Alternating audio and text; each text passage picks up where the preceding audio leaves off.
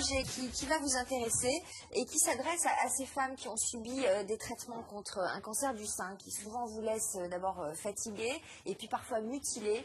Et c'est vrai qu'on, dans ce genre d'épreuve, on part au plus pressé, c'est-à-dire se sauver, sauver sa peau, sauver sa vie. Mais après, on aimerait bien rester une femme et c'est souvent plus compliqué. Oui. C'est vrai que c'est le cas de tous les cancers, mais plus particulièrement peut-être du cancer du sein, parce qu'il touche plus directement la féminité. Et puis vous savez qu'au mois d'octobre, on a beaucoup parlé d'Octobre Rose et de la prévention et du dépistage.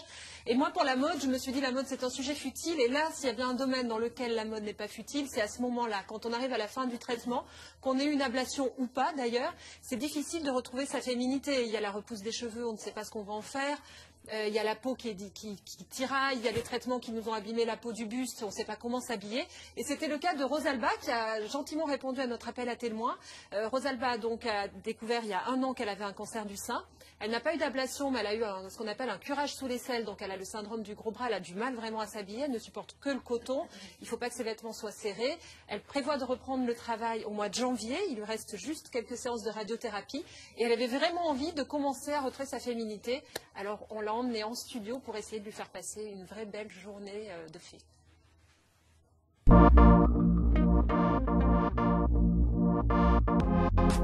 Il y a 11 mois, Rosalba apprenait qu'elle était atteinte d'un cancer du sein.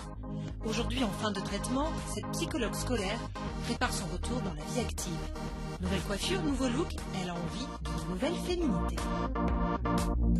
Après quelques mois de traitement, vie entre parenthèses, voilà, à la maison, sans bouger, sans rien faire, je me suis dit qu'il fallait que je me relance dans la vie tout doucement et de façon la plus agréable possible. Est-ce que vous avez envie de vous retrouver tel que vous étiez avant la maladie ou est-ce que vous avez envie de changer complètement? Karine, la maladie joue beaucoup sur la personne, donc je crois que je ne serai plus jamais exactement comme avant. Donc il faut que je saisisse ce rebond pour justement aller vers autre chose. Et je compte sur vous.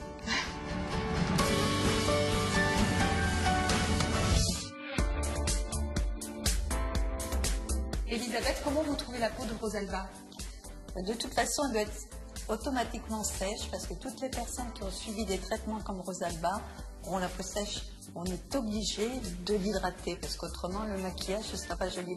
Côté maquillage, pour illuminer le teint, l'application d'un anti-cerne est l'étape indispensable. Ses sourcils repoussent. Pour amplifier le regard, Elisabeth souligne leurs lignes et accentue le contour des yeux. Et pour illuminer le tout, une touche de baume sur les lèvres, déshydratée par les traitements. Et maintenant, une nouvelle paire de lunettes s'impose. On va faire un essayage et vous me donnez votre avis à chaque fois. Eh bien, ça ne me plaît pas. Je trouve que ça me vieillit un petit peu. Ça fait un petit peu star. Alors, ça me donne un petit côté intello quand même, non? Oui, c'est joli, hein, ça vous va bien. Allez, on essaie avec ça? D'accord. Rosalba porte toujours une perruque. Notre experte va lui en proposer une nouvelle. Est-ce que c'est un sujet difficile pour vous?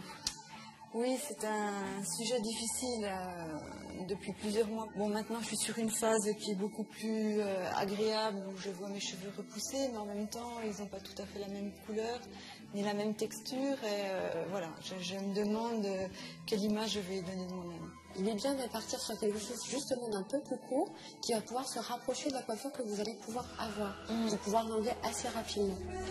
Laetitia suggère du court. Sauf contre la raison et le cœur, Rosalba a fait son choix. C'est vrai que je reste un petit peu muette parce que j'ai l'impression de revenir 6 mois en arrière avant la chimiothérapie. J'ai l'impression que Rosalba est revenue. Pardon. Ouais, bon. Voilà. C'est vrai que c'est un petit peu surprenant.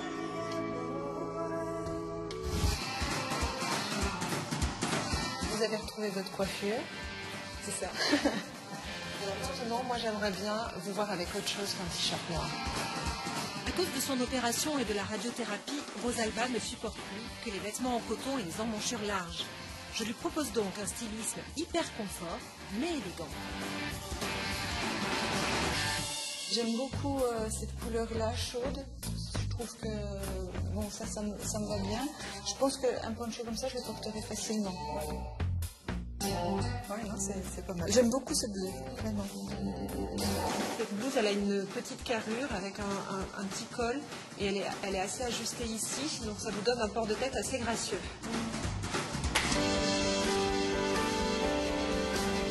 Alors Rosalba, comment vous vous trouvez? Bon, changé, mais c'est très agréable à porter.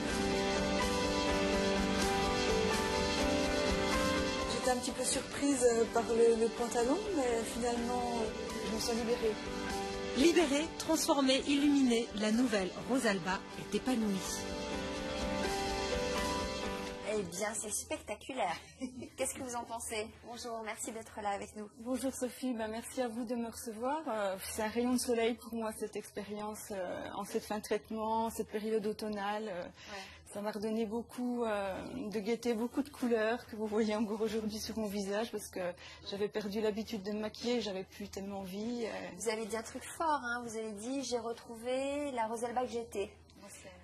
Oui, c'est vrai qu'il y a eu quand même une dégradation de l'image durant les traitements. On est quand même meurtri dans sa chair.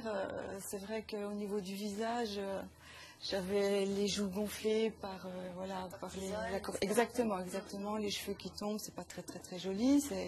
Voilà. Et j'ai retrouvé un semblant de cheveux.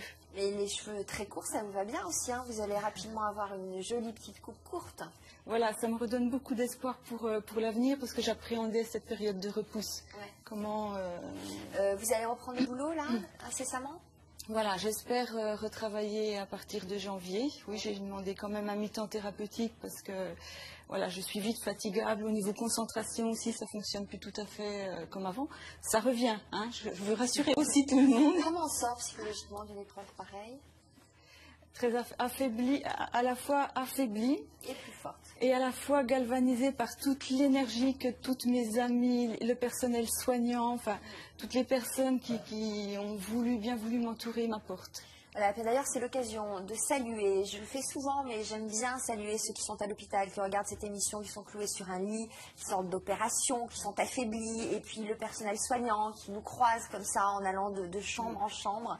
Voilà, un coucou, et puis on espère vous apporter un petit peu de soleil le matin et de sourire. On essaie de le faire en tout cas. Alors, vous avez dans votre malheur eu la chance d'avoir été épargné par la mutilation. Ce n'est pas le cas de toutes les femmes qui traversent cette épreuve. Vous avez des palliatifs justement. Oui, j'ai voulu chercher un petit peu ce qui était proposé en termes de lingerie et de maillot de bain parce que souvent les femmes qui ont subi une ablation suite à un cancer du sein sont très complexées l'été et n'osent pas se mettre en maillot de bain. Alors, il y a... elles le savent, mais dans les hôpitaux, on leur en parle. Il y a maintenant vraiment des prothèses qui sont des prothèses externes, bien entendu, qui se collent sur la peau ou qui se glissent à l'intérieur des soutiens-gorge. Parce que soit on peut faire des opérations et une reconstruction simultanée, soit on est obligé d'attendre la fin d'un traitement pour pouvoir faire la reconstruction. Et dans ces cas-là, pour la période d'attente, regardez, voilà, vous glissez la prothèse à l'intérieur, un peu comme les soutiens-gorge push-up, vous voyez, soit vous la collez sur votre peau, soit vous la glissez à l'intérieur du soutien-gorge. Ce qui est génial, c'est ça, voilà. On la glisse à l'intérieur du soutien-gorge. Vous voyez bien, là? Oui. Voilà. Une petite poche comme ça pour mettre la pochette. C'est très souple. L'idée, c'est que ce soit le moins agressif possible contre la peau. Donc, soit vous la glissez dans le soutien-gorge, soit elles sont auto-adhésives. Vous pouvez les coller aussi sur vous et du coup les glisser dans des maillots de bain. Ça, c'est un haut de maillot de bain qui descend assez court, mais il y a aussi des soutiens-gorge ou des maillots de bain une pièce et c'est également le cas. Donc, avec les maillots de bain et côté lingerie, il y a maintenant plusieurs marques c'est accessible aussi en termes de prix, que vous pouvez trouver facilement soit chez des détaillants, soit chez des spécialistes. Vous pouvez vous renseigner dans les instituts ou bien entendu sur Internet. Voilà, ça c'est pour ce qui est de la lingerie. J'imagine que quand on distribue ce genre de brochure quand on est à l'hôpital ça pas toujours. Alors, vous allez le dire mieux que moi, mais je crois que ça commence, mais c'est encore assez... c'est pas le cas partout, c'est encore assez oublié, c'est pas la priorité des équipes soignantes. Donc, oui, la priorité c'est le soin, bien évidemment, mais enfin, j'ai eu l'occasion d'avoir des informations à ce sujet-là. Bon, peut-être aussi parce que je les ai cherchées, je me suis dit, il faut être combative à ce moment-là, il faut aller... D'ailleurs, il y a maintenant un magazine gratuit, qui est un vrai papier glacé pour les femmes, comme un mensuel de mode qui s'appelle Rose Magazine. C'est pas de la pub qu'on fait, c'est vraiment important parce que les femmes sont démunies et elles savent pas quels sont les c'est les choses autour qui peuvent les aider dans cette épreuve. Et là-dedans, il y a justement des conseils de mode de santé, mais surtout de mode de beauté. Et vous trouvez tout ce genre d'informations. La même chose pour les coiffures. Alors c'est bien aussi ça, c'est une sorte d'alternative à la perruque. C'est pas toujours évident de supporter une perruque, ça gratte. Quand on n'a plus du tout de cheveux l'été. Voilà, ouais. Parce que c'est ça, on a chaud, ça gratte. Ouais. Donc justement, si on ne veut pas, si on ne veut pas ou si on ne supporte pas la perruque, parce qu'il y a aussi le côté psychologique, c'est pas évident de mettre une perruque. Il y a forcément le foulard, ça c'est ce à quoi on pense en premier. Et il y a une marque, celle qui nous a d'ailleurs proposé la perruque pour Rosalba, qui propose aussi des turbans comme celui-ci avec un ajout de cheveux. C'est bien voilà. ça. Avec, voilà, avec l'ajout de cheveux, non, mais le turban, l'idée du turban est quand même plus intéressante que celle du foulard, parce que le foulard, on a toujours peur qu'un coup de vent et il parte. Ouais. Alors que ces turbans sont bien adaptés, et vraiment, il n'y a pas de risque. En fait, vous les enfilez comme un bonnet. Là, c'est une version en soie, mais il y a aussi la version pour le froid. En laine, plus chaude, et avec les petites mèches qui dépassent comme ça, c'est une bonne alternative. Est-ce que quand on traverse ce genre d'épreuves, hein, c'est une vraie épreuve quand même à tous les niveaux, à la fois physique, psychologique, etc., est-ce qu'on a envie d'aider, de faire partager ce qu'on a vécu aux autres? Est-ce que vous tenez un blog? Est-ce que vous avez des échanges avec peut-être d'autres qui sont en train de se faire soigner? Alors, je suis pas très réseaux sociaux, Sophie, excusez-moi, je suis pas très... Je comprends très bien. Personnellement, je vous comprends très très bien. Mais si je suis sur votre plateau aujourd'hui, c'est justement pour apporter un message d'espoir à toutes ces patientes qui souffrent, qui commencent les traitements. C'est vrai que le début du tunnel, on ne sait pas du tout où on va, quelle sauce on va être mangé. Et moi, je me suis accrochée en regardant d'autres patientes en fin de traitement sortir avec le sourire, voilà, se dire qu'il y a une issue agréable possible. Eh bien, écoutez, on était ravis de vous recevoir et j'espère qu'on aura donné espoir à d'autres qui en ont ras-le-bol, qui sont en train de subir leur chimio, qui ont envie de vomir, qui sont fatigués, qui ne voient pas le bout du tunnel. Eh bien, regardez, on peut s'en sortir et joliment. Merci beaucoup d'être venu sur notre plateau. Alexandre. Celles et ceux qui nous regardent en ce moment à l'hôpital sont en train de vous remercier, Sophie, et de nous remercier justement du petit clin d'œil que vous leur avez fait, parce que c'est vrai qu'on est beaucoup regardés. On me dit, c'est Monique de Bordeaux qui nous dit que beaucoup de problèmes pour trouver, paraît-il, des soutiens-gorge sans baleine. J'imagine qu'il y a des sites spécialisés pour ça. C'est vrai que je ne l'ai pas précisé, mais ils sont tous sans baleine. Ça semble aller de soi, en fait. On me dit aussi, c'est Julie d'Orléans, j'aime bien cette phrase, qui me dit une guérison après un cancer, c'est quand même beaucoup plus intéressant que de gagner 169 millions d'euros. Je pense que tout le monde là-dessus est d'accord. Sur le loto, moi si je gagne au loto, de l'argent pour ma famille, une maison au soleil, j'en ai marre du temps de gris, froid, humide, nous dit Françoise de Saint-Aignan, Dorothée de Vedène. Moi je sais ce que je ferais plus de ce que je ne ferai plus avec autant d'argent, vous dites. Alors moi je prends un bateau et je m'accroche à celui d'Antoine qui est venu nous voir, voilà. Donc je m'accroche derrière, je suis et j'installe tout un réseau de diffusion en direct, pour faire l'émission de là-bas depuis le bateau. Je suis d'accord, demander quand même l'avis de la compagne d'Antoine. Je ne suis pas sûr et certain qu'elle soit tout à fait d'accord. Non mais Didier dit je vais prévenir Antoine, voilà, je pense qu'il aura il va pris se cacher la fuite, très vite. Rapidement, 2 appels à témoins qui concernent le relooking.